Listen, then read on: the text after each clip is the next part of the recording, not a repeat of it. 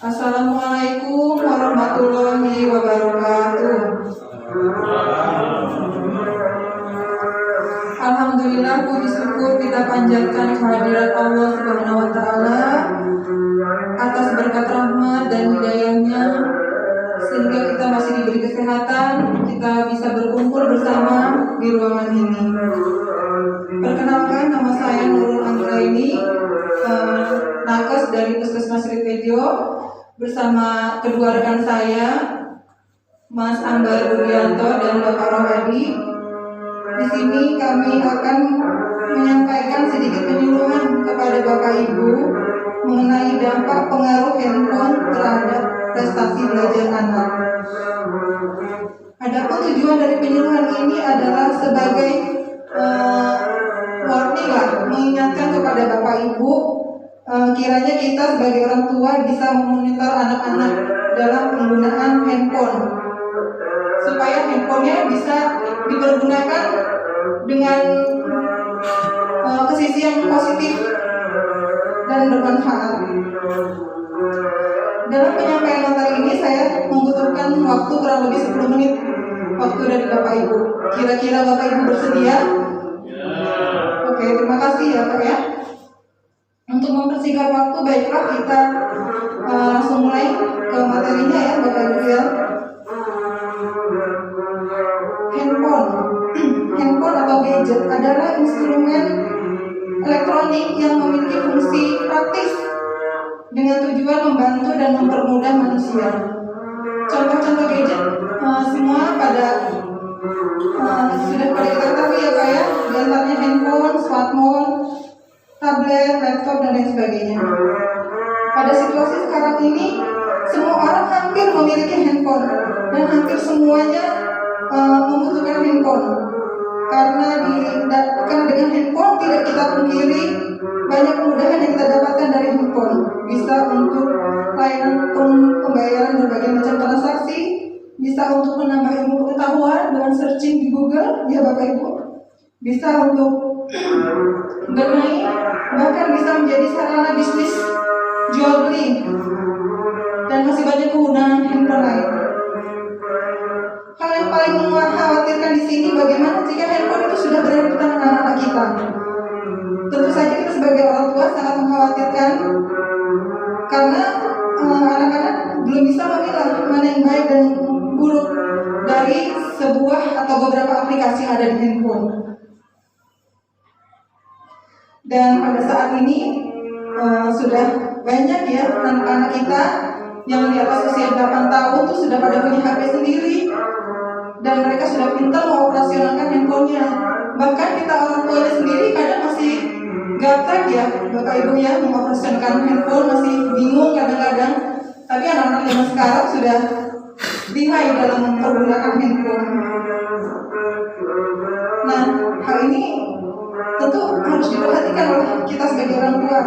Apa dampak yang bisa ditimbulkan dari penggunaan handphone terhadap anak-anak, terutama anak-anak yang masih harusnya itu konsen dalam belajar.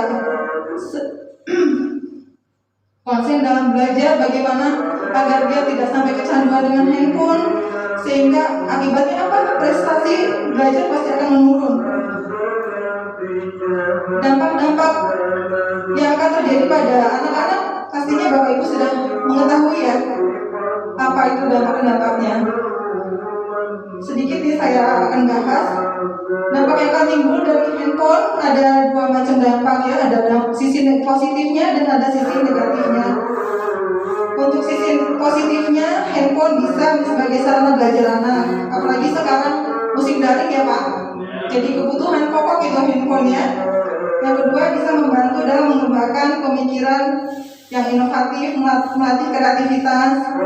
Yang ketiga, sebagai sarana hiburan. Yang keempat, melatih fungsi otak. Yang kelima, memudahkan komunikasi. Yang keenam, membuat anak melek dan tanggap teknologi atau tidak gaptek ya. Yang ketujuh, bahkan bisa menolong saat darurat handphone ini. Misalnya saat kita lagi mencari anak kita kemana gitu, atau kita ada keperluan apa, kepentingan apa yang mendesak apa, dengan adanya handphone kita bisa langsung segera komunikasi. Tapi tidak dimungkiri dampak negatifnya ternyata juga lebih banyak. Apa aja tuh dampak negatifnya, Bapak Ibu? Banyak ya.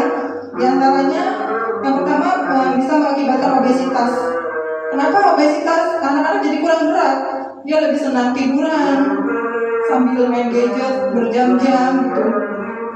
Yang kedua, akan timbul perilaku agresif, hiperaktif, atau autisme. Kemudian bisa berakibat gangguan perhatian dan belajar. Anak-anak jadi lebih memperhatikan handphonenya, lupa untuk belajar, malas untuk belajar. Gangguan bicara dan bahasa, karena suka konsen pada HP-nya, jadi kadang-kadang mereka jarang komunikasi ya, suka ya sering mengalami gangguan bicara atau bahasa. Terus gangguan perkembangan motorik, kemampuan sosial jadi rendah. Kemampuan sosial yang rendah ini maksudnya gimana? Jadi anak-anak tidak senang bergaul dengan masyarakat dan lingkungan, tidak saling berkumpul gitu. Kemudian dampak negatifnya dia sering pusing, kesehatan mata menurun karena efek dari radiasi handphone. Terus bisa juga meningkatkan epilepsi, depresi, kecemasan, nyeri punggung, dan banyak sekali dampak lainnya ya. Di sini sebagai kita orang tua, kita dituntut untuk mampu memantau dan mengawasi anak, bagaimana anak tersebut bisa menggunakan HP-nya dengan baik. Pastikan anak-anak untuk tidak melihat hal-hal yang tidak sepantasnya dilihat ya, Bapak Ibu, seperti pornografi atau tindak kekerasan, karena ini akan berdampak pada perkembangan mental anak. Motivasi anak itu dapat menggunakan handphonenya sebagai sarana belajar saja, sehingga bisa meningkatkan prestasi belajar anak di sekolah.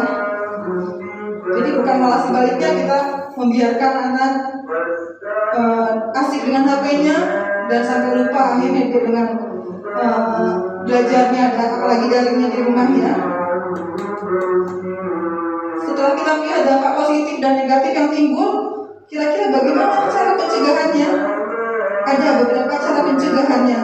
Yang pertama, batasi waktu bermain gadget anak atau beri jadwal.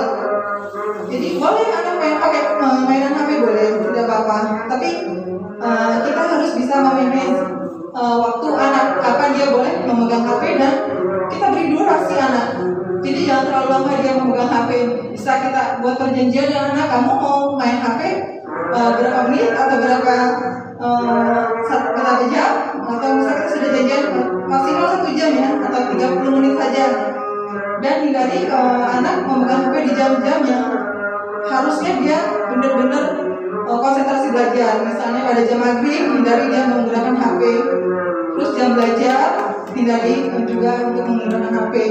Dan di atas jam 10 atau setengah 10 sudah kita perjanjian sama anak juga untuk tidak memegang HP lagi ya, karena hal itu dikhawatirkan akan mengakibatkan insomnia pada anak. Yang kedua, apalagi pencegahannya?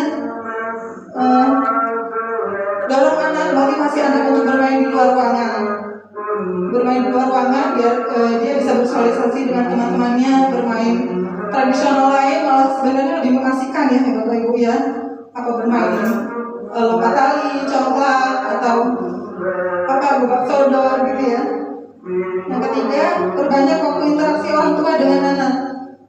Kita sebagai orang tua juga agak disentil ya di sini ya Bapak Ibu ya. Anak-anak mungkin mereka kurang perhatian dari kita yang terlalu sibuk, akhirnya dia mencari perhatian, cari hiburan dengan handphone. Yang di sini kita sebagai orang tua harus meluangkan waktu kepada anak, berinteraksi kepada anak gitu loh. Jadi anak tidak semata-mata mencari perhatiannya di handphone. Yang kelima, pastikan anak memiliki waktu tidur yang cukup. Yaitu kita batasi misalnya jam maksimal dia pegang HP jam berapa? Jam setengah 10 maksimal dia sudah tidak boleh memegang HP. Dan sudah kita buatkan jadwal ya, durasi. Misalnya dia boleh pegang HP 1 hari 3 kali dengan durasi berapa menit. Misalnya habis zuhur, habis asar, habis isya boleh lah, tidak lebih dari 30 menit gitu. Dan tetap kita pantau apa yang dia tonton atau dia lihat, dan beri pengarahan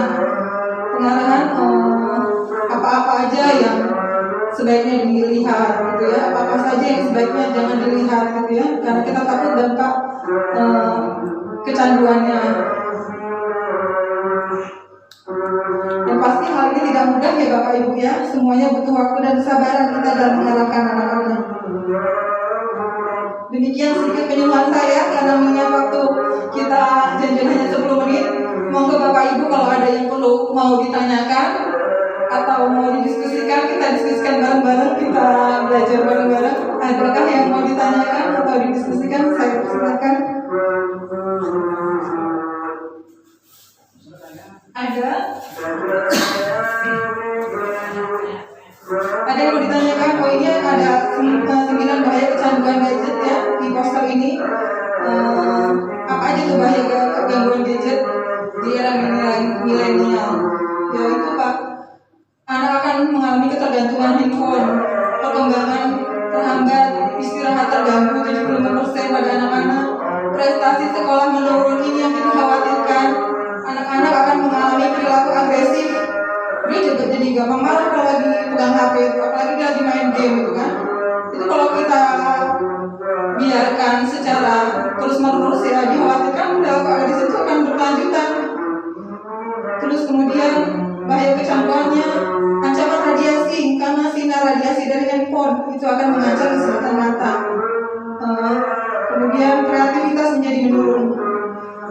Kreativitas jadi menurun ya, karena dia terlalu fokus dengan handphonenya. Jadi kreativitas anak untuk inovasi-inovasi yang lain kadang-kadang jadi bisa ikut menurun. Gimana Bapak Ibu, ada yang mau ditanyakan atau sudah kita cukupkan di sini? Oke. Bapak Asep ya. Terima kasih Bu penjelasannya sebelumnya yang saya menanyakan bagaimana caranya untuk mengatasi biar anak itu tidak kecanduan gadget gitu. HP. Ya. Gadget ya? Iya. HP apa gadget Mas? Ya HP. Gimana cara mengatasinya kita ada? Iya Bapak Asep, terima kasih atas pertanyaannya. Jadi bagaimana cara mengatasinya kita sebagai orang tua? Tadi saya sekilas sudah menerangkan bagaimana pencegahannya. Yaitu Pak, yang pertama kita batasi anak bermain gadget, beri jadwal, batasi. Jadi anak boleh bermain HP, boleh pada jam daringnya dia boleh memegang HP. Terus jam-jam istirahat, apa habis zuhur sebelum dia tidur siang, batasi jumlah berapa jamnya dia memegang HP, boleh saja. Kita bikin perjanjian aja sama anak. Kamu boleh nak habis zuhur pegang HP setengah jam ya, habis itu tidur siang. Nanti kita bikin perjanjian lagi, boleh setelah habis asar setengah jam dan sehabis isya boleh setengah jam. Dan kita batasi dan kita atur jadwalnya. Kemudian gimana cara mengatasinya Bu? Bisa kita motivasi anak untuk bermain di luar, biar berinteraksi dengan teman-temannya. Yaitu kita ceritain, nah lebih seru juga loh main gobang sodor gitu. Lebih seru loh main lompat tali sama teman-temannya, bisa lucu-lucuan sama teman-temannya. Gitu. Terus gimana lagi caranya biar anak tidak kecanduan? Kita sebagai orang tua ya harus berinteraksi juga sama anak, jangan sibuk kerja, sibuk pegang HP, terus anak juga bingung cari perhatian kita sebagai orang tua. Ya memberikan sedikit waktu luang untuk bisa berinteraksi sama anak-anak. Dan pastikan anak tidak jangan sampai kurang tidur karena terlalu lama memegang HP. Intinya itu Pak, bagaimana cara pencegahannya ya kita ini aja, kita fleksibel aja ke anak, bikin waktu jadwal, kita atur aja waktunya. Saya rasa itu Pak Asep. Ya. Oke Pak. Ada lagi yang mau ditanyakan? Sudah cukup atau mungkin ada Bapak Ibu yang mau menambahkan? Ada yang kurang pas mungkin? Cukup ya. Oke. Demikian sedikit penyuluhan dari saya mengenai bahaya handphone terhadap menurunnya prestasi anak.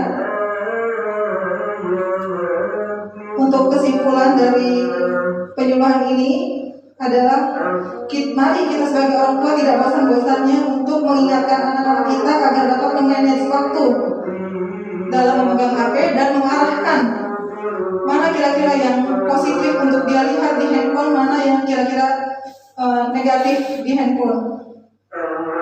Alhamdulillah acara ini sudah kita lalui bersama dengan lancar. Saya tutup dengan membaca hamdalah. Alhamdulillahirobbilalamin. Mohon maaf bila di sini saya menyampaikan ada kata-kata yang menyinggung perasaan Bapak Ibu. Saya akhiri, wabillahi taufiq wal hidayah. Wassalamualaikum warahmatullahi wabarakatuh.